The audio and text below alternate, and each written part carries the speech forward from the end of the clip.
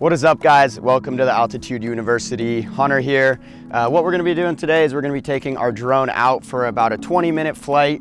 We're just gonna take our drone up. We're gonna run through a whole battery, and basically I'm just gonna be talking over everything I'm capturing. The point of this is every week we're gonna be putting out a new video in a new location where we're just gonna keep doing the same thing over and over, but with different shots, different locations. So basically we can talk about everything from lighting to the flight modes we're doing, and just basically everything you need to know in the most efficient way possible. So let's just jump right into it. Obviously what we have here, we have our Mavic Pro 2, old reliable. I've used this for about 1.5 years now, I think 2 years. I use this for all my flights. It's amazing. I have an ND8 filter on it. I'll show you here. I have a bunch of different ones in here. Basically, this is just the regular lens, right? This is an ND16. And then right here, we got the ND32. So I have the ND8 currently on right now because with the lighting, it's a little cloudy out and the sun's going down. It's about 4:30, 5 p.m. So as the sun's going down, I'd rather have an ND8 on as opposed to an ND16 where, you know, in the next 30 minutes when we end up landing our drone, the shots could be too dark. So ND8's a good in-between, a good average. So let's get right into it. So first things first, grab your thumbsticks here, put them in, screw them in just like this. Here we go, number one. Number two, in the course I actually talk about this. Is one of the beginner mistakes that happens a lot more than you think, is where you actually forget to put your thumbsticks in and you already take off, so your drone will just be hovering and you won't have your thumbsticks in. So make sure you put them in right away. Okay, so now we have our thumbsticks on. Go right here, double tap your power button, turn it on. It'll make a nice little noise. Our controller's ready to go. I'll grab my phone and connect it in a sec, but first I'm going to turn on my drone now. So double tap on your battery. There you go, your props are gonna come up. I'm gonna set it down for now, but I'll pick it back up in a second. Make sure to keep the gimbal clamp on here, the cover. Make sure you take this off last. This is something I'll talk about more later on, but I prefer taking off my hand whenever I'm out in nature anywhere, just because if you hit a rock or any bushes or anything, it could mess up your drone. So when you take off in your hand, complete freedom and you know it's not gonna hit anything. So that's what we're gonna do. I'm gonna slide it. Boom, take off just like that. And there we are. Here's our little drone. Looking at, oh! All right, let's get up and I'm gonna wait for it to go and we're ready to rock. So there we go. You can keep it in frame here, you can kind of see it. There's our drone right there. So as you can see, we have 91% battery, about 27 minutes of flight time. That can go up and down depending on how hard you're flying. If you're in position mode, sport mode, tripod mode, whatever cinematic modes you're flying in. So yeah, let's just get after it. We're just gonna kind of mess around here and just fly. So start recording here. I'll kind of show you guys where we are. It's pretty cool around here. Boom, so as you can see, I'm at f3.5 and we're about one stop of light down. We're at -1. Pretty cool. You can see John here. There's John. Yeah, pretty cool, pretty cool. All right, so I'm gonna stop recording and let's just start flying and get some cool shots. As you can see, our battery's gone down about 3%, and you can see our flight time's going down pretty drastically. It was at 27 minutes, it's now at 19 as we're flying.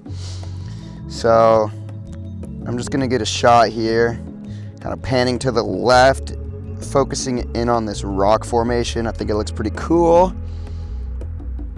And I can come a little closer here actually so you guys can see what's going on. Just like that. So this is a pretty cool shot. Nice. I'm gonna kind of pan up now. I'm pushing up, rising, circling, and panning down with the camera. Very cool. I like that shot. I kind of want to play with this little scene a little more, so make sure every now and then you autofocus. Just tap and make sure to autofocus in. Sometimes it'll get lost and your shots will be blurry, and especially when you're on your phone, it could be really hard to see what you're focused in on, or to tell if it's, you know, you can't really tell if it's out of focus. So make sure to do that. Here we go. I'm kind of circling back, panning up, showing this whole scene. Very cool.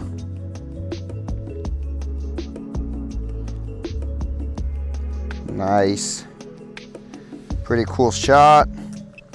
Just like that, I'd say we already got 2 pretty good shots and our battery's only gone down about 9%. So I want to get one here kind of revealing. The ocean's right behind it. So I'm going to bring it down, and that's going to be our main spot we want to focus on. And we're going to go forward and pan up.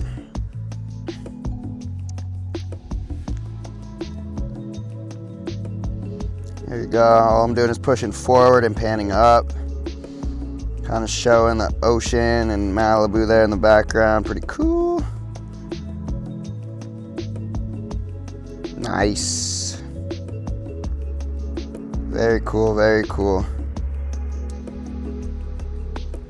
And as you can see here, if you look at the EV now, we're actually 2 stops of light up. So I'm gonna turn us down to F5. I mentioned in the course as well, but with lighting, make sure to keep your f-stop between 3.5 and 5.6. That gives you the clearest image.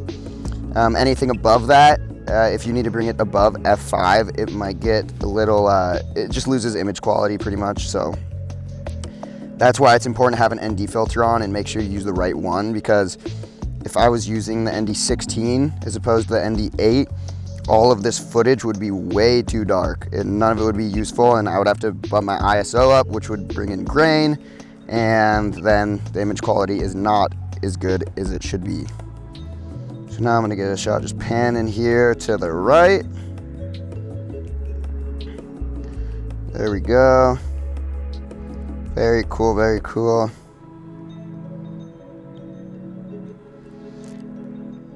Here we go. I'm staying at a constant height right now, about 230 feet above our takeoff point. We're already pretty high up here, so we don't really need to go up any higher with our drone. And you can see our battery's at 75, so our battery's only gone down about 15%, and we literally already got like four really good shots that we'll see when we edit in. And now I'm panning down here. You'll see I raised my f-stop from 5 to 4.5. Maybe to 4, and we're still down about 1.3 stops of light. I'm just gonna get a shot of this trail kind of top down. So I'm just pushing forward, panning down with my camera. Just like that, kind of revealing this. I love getting these shots when you're in mountains or cool topographical locations where there's a lot of different textures going on. It's a very cool perspective of what you're filming. So just like that. I'm gonna hold it a little longer. Cool. It's a good shot. And ooh, here we go. We got some good light now. So I'm actually gonna start it panning up and then pan down while I'm circling. And the key to all these movements is just keep them very slow, super steady. You don't want to be moving anything jittery or extremely fast. It's going to ruin your shot. Just keep it slow, because it's better to have a longer shot that you can speed up as opposed to a shot that's too fast and you can't really slow it down. And when you're flying at high altitudes, everything looks a lot smaller, or the movements that you're making, they take a lot longer to happen, so you need to keep it super steady.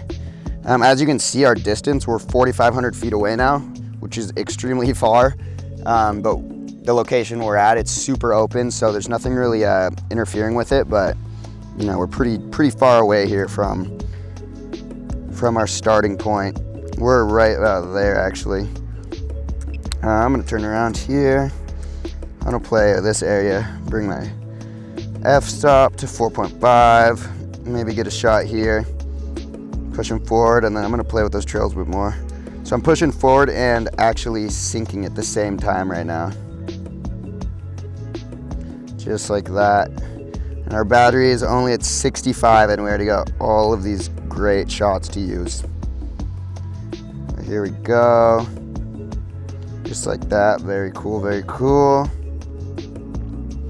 So we'll fly for another like 15 minutes here and then bring it back. Once the battery is at about 20%, I'm gonna bring it back just with how far away I'm flying. I wanna make sure I get back with adequate battery. The last thing you wanna do is fly for too long and not have enough battery to get back, and everything's useless because you will no longer have your drone. Here we go, I'm just circling, panning up.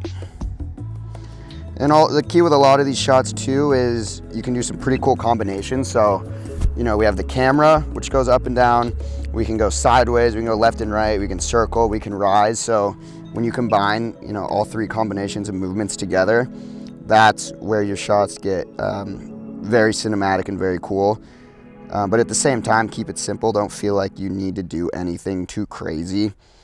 What you'll notice the more you're flying is, oh, let's see, it's gonna disconnect. Here we go. This happens, it disconnects. I'm literally a mile away. I'm gonna do return to home and then watch. Just stay calm when this happens. There it is, coming back. Yeah, I was a mile away.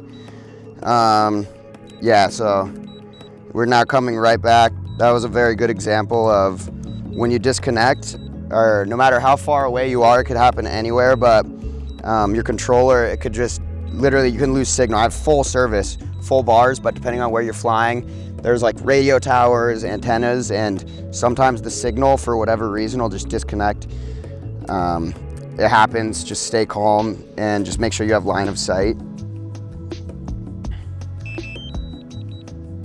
You see that? Disconnected again. It's crazy how it happens.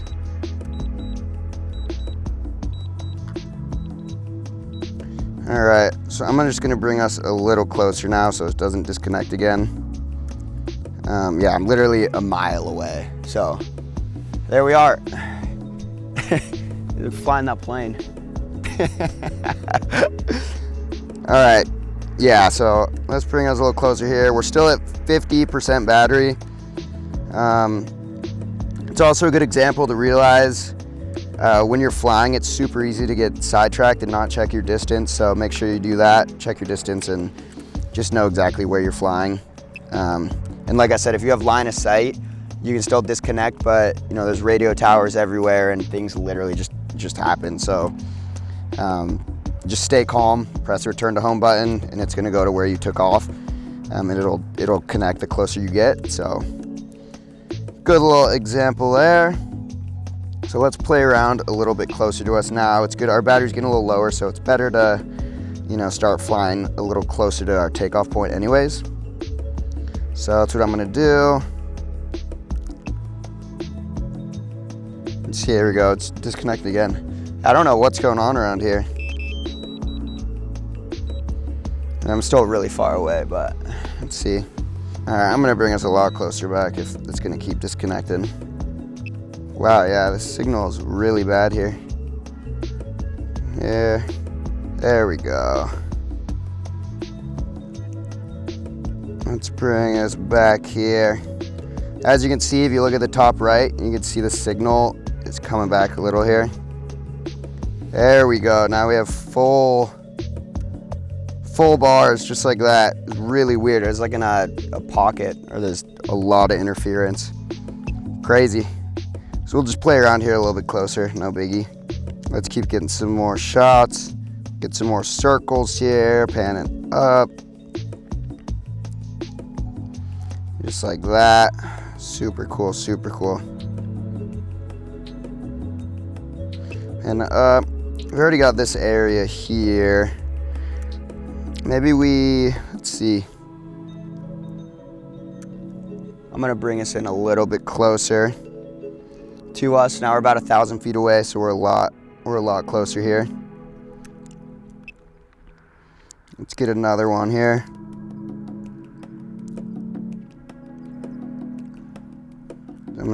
I love doing as you can tell, I love doing the panning shots like this.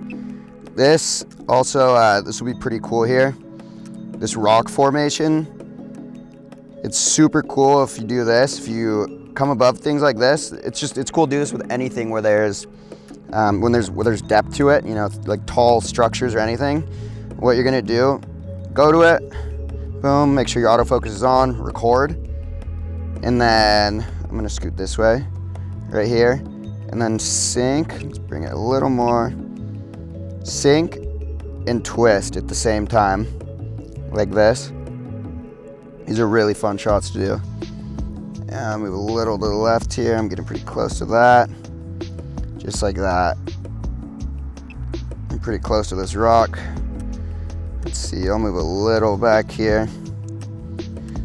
As you could tell, those green signals that came up right there, that's the obstacle avoidance sensors, the APAS signals. They, when you get close to obstacles like that, it'll actually tell you to avoid them. And that's only when you're in position in tripod mode. When you're in sport flight mode, those do not work. So be cautious of that when you're flying in sport mode. You have no obstacle avoidance sensors. So your drone will not be able to help you at all if you're getting close to a structure. There we go, super cool. See 26 feet away, see this green right there? That means we're 26 feet away from the rock, which means move away. Let's play with this a little more. We're at 34 and we're only 750 feet away now, so we can kind of play in this area and mess around a little bit more. Super cool. That's cool. All right, what should we play with? Maybe let's go down here. So we're right, I'm gonna put it in sport mode for a sec. Let's do this. So sport mode, obstacle avoidance is unavailable. Let's see, here we are. I'm bringing it in pretty hot. I'm gonna keep flying, but I'm gonna bring it back a little closer to us here. There he is. We got about 10% battery left to fly. There he is. He's just hanging. All right, let's go. Let's play up there a little more. Like I said, always make sure you have line of sight of your drone. I'm guessing the reason why it disconnected so much over there was because of the radio towers, obviously, and then also I was flying behind this mountain. So basically the signal was trying to go through an entire mountain, which is impossible. So that's probably why it disconnected a lot there. I want to get some more top-down shots for the rest of this, and then we'll be good to go. And you see the sun's going down a little bit more, so I'm putting the f-stop. I put it, we started at about f5, and now I'm at f3.2. So, if the sun's going down more and more, I would actually fly, like if this was a longer shoot and I need to fly more, I would actually take off the ND8 and replace it just with the basic lens that, no ND filter at all. So I could avoid having to raise my ISO. This would be a cool shot. Circling a little to the left, sinking and panning down at the same time. Pretty cool. I'm gonna finish it by actually panning up on it like that while circling. The circles are great because it just gives it extra motion as opposed to just going forward, backwards. It adds a lot more movement to your shot. I think we got time for about 1 or 2 more shots. Oh, cool, we got a little light patch here. Let's play with that. And then we will bring her back in. Push forward, pan down. Cool stuff. F3.5. Obviously keeping our ISO at base level of 100 so we don't add in any extra noise. The last thing you ever want to do is raise your ISO. That's just a rule of thumb for photography and videography in general. Any raise in ISO adds noise, so we do not want to lower our image quality. Let's see something here. It's good to get a little extra light in the shots. It's fun doing nature landscape shoots because it's kind of up to the environment, the lighting, the weather for today, and there's a lot of extra variables. So it's always fun to do. Our battery, keep an eye on it, it's at 21%, but a few more. Let me get a top-down shot of this. Oh, see, it's gonna return to home. I have it set to come back at 20%. So it's gonna wanna do that here in a second. But you can see we still have 5 minutes of flight time, so realistically you could keep going, but you don't wanna risk it, there's no point. It's better to land it, another battery. Well, that was a cool shot. Let's do that and then we'll bring it back. Another one here, bring it down. Here's ISO to f-stop 3.5. So I'm gonna up like this. Super cool. Kind of pushing out. we go. We'll keep panning up here all the way. Just like that. Review. I'm gonna slow this camera movement a little. Actually, I was going pretty fast there. Like I said, you wanna keep your camera movements very slow and steady to get the most cinematic effect. We're at 16%. Anything else? Maybe just one more here. Oh, there we go, it's wanting to come back, 15%. Yeah, let's bring it back. All right, switch to sport mode, get it back quick. Obstacle avoidance disabled. And there we go. And I'm gonna catch it in my hand here because I do not wanna land with all of this shrubbery around. There we are. Bring it in, right there. And we're gonna do one of these. Boom. Just like that. Flew for about 20 minutes, landed, got a bunch of really cool shots. So I hope you guys enjoyed that process of seeing how simple it really is just to get your drone up in the air and just get a bunch of really cool B-roll shots.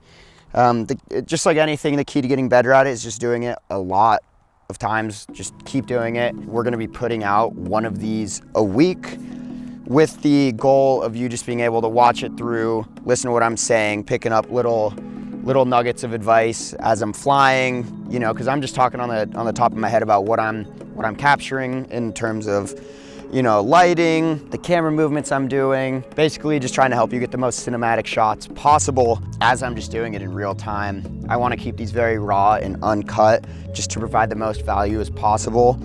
And that's what we're here for. So thanks for tuning in, and we will see you next week.